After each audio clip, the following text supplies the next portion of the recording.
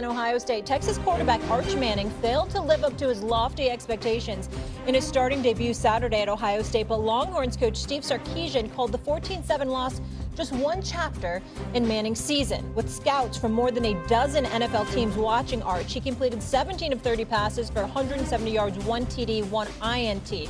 Paul, you had very high praise for Arch earlier this summer. Let's flash back. I think there's a reasonably good chance that Arch Manning will be sitting on the front row in New York at the Heisman ceremony. That's assuming that his team does what it's supposed to do and compete for not only the SEC, but for the national championship. And I really believe they will. I believe also that Arch Manning is the best college football quarterback we have seen since Tim Tebow entered the scene in 2006. Paul, I'd like you to blame production staff for that. I want to distance myself from pulling that sound for you. No, I'm just messing. Blame me. Paul. I was going to ask for it too. Paul, tell me this. Do you feel like Arch is the biggest reason they lost? I'm not getting away from what I said because I think it's the stupidest thing I've said maybe since I doubted Cam Newton before his final season at Auburn.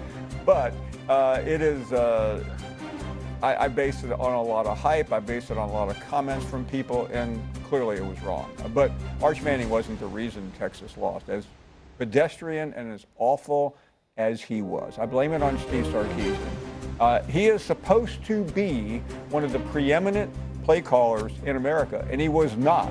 He was completely out-schemed and outmaneuvered on the other side. And that's not a one-off. It happened against the very same team in January at the Cotton Bowl. Remember that final possession? Texas is down by 7. They're on the 3-yard line, first down, and they end up giving up a scoop and score going the other way because Sarkisian just completely came undone. So I'm worried about that part of it. Arch did not handle the moment either, Molly, and that concerns me because I thought he was going to walk out there with swagger. He was built for this moment. He was not. I think he can still be a great quarterback, but he's not one yet. Stephen A. Amen. He's not one yet, and that's really the thing that needs to be said here. I'm not stressing over one game. It's just one game. I still expect him to have an illustrious collegiate career. I still expect him to be a big-time pick in the NFL draft. I get all of that, but he did not look good Saturday afternoon. No question about that. Now you're going up against the reigning defending and national champions in their house, so obviously that's tough. But Texas came into the game having won 11 straight road games, so this should not have been. I'm not saying that they should have won or lost, but they certainly should have put forth a better offensive performance. But I'm with you, Paul.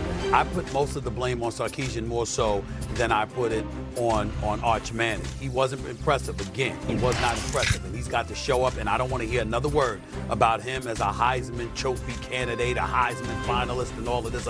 Nah, I don't want to hear that now. You got to go out there and show when you're the man every single Saturday that you can step up and handle your business. That's what he has to do, and I believe he will do it. But when it comes to Sarkisian, you've been around too long. And to go out there and call such a pedestrian game, I really, really was so unimpressed with what I had big expectations for Sarkisian. What we know him to be as a coach, as an offensive play caller, as an offensive coordinator, I think he came up flagrantly short. Almost to the point where he was compromised because he was too busy in trying to protect Arch Manning as opposed to coaching him. And I think that that's the indictment to make on this particular morning. You can make a legitimate argument that Steve Sarkisian got just as caught up in all the hype and hoopla and everything surrounding Arch Manning as Arch Manning supposedly did. That's really what this looked like. He looked like a coach that was too preoccupied with protecting a quarterback instead of coaching a quarterback.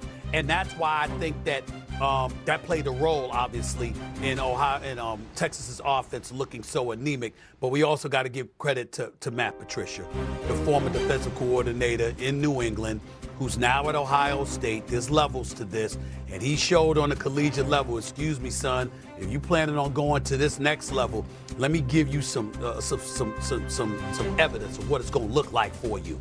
And Arch Manning had a difficult time in dealing with it. Let's hear from our quarterback, Cam.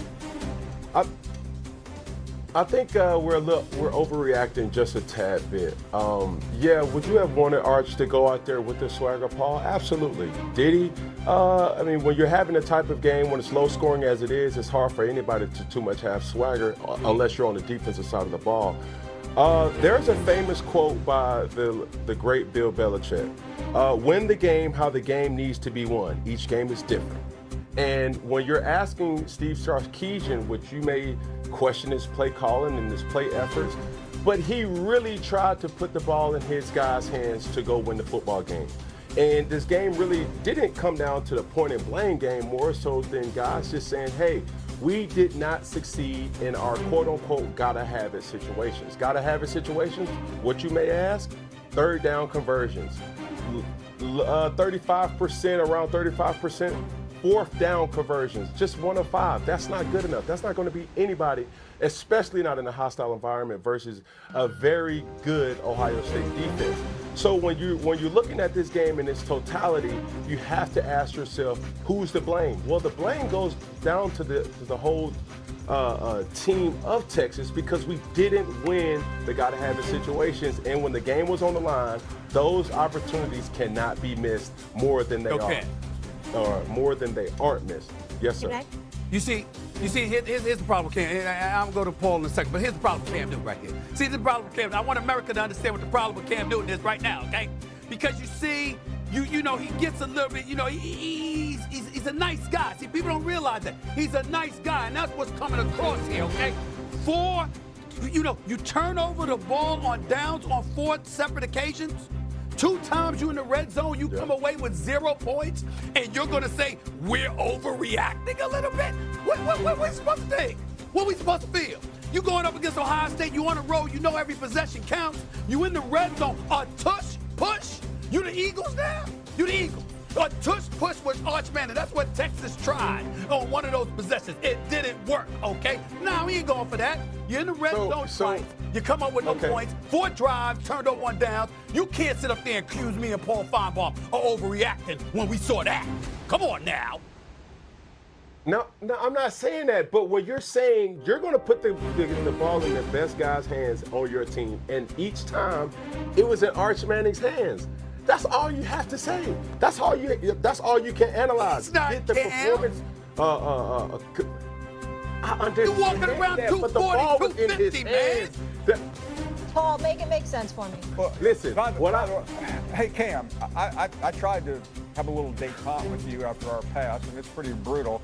But you're wrong. Stephen A. is 100% right here. I don't understand why you're being so low-key about this. I mean, this is only the biggest game in college football in years at the beginning of the season, and everything Texas did, they got wrong. Why wasn't Arch Manning prepared for some of the looks that he was going to get? Can you answer me that?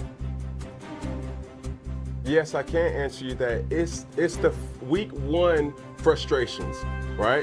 Can they bounce back from this? Absolutely. Now, what did Arch Manning identify is this is not Louisiana Monroe, and this definitely ain't UTSA, right? Those are the only 2 starts that he had prior to Ohio State. When you go into a hostile environment coached by a really good coach, Matt Patricia, those are the things that you have to consider.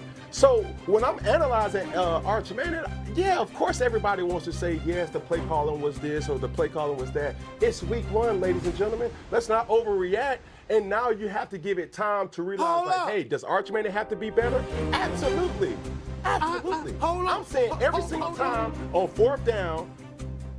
Yes, sir. Kane. He's not that yet.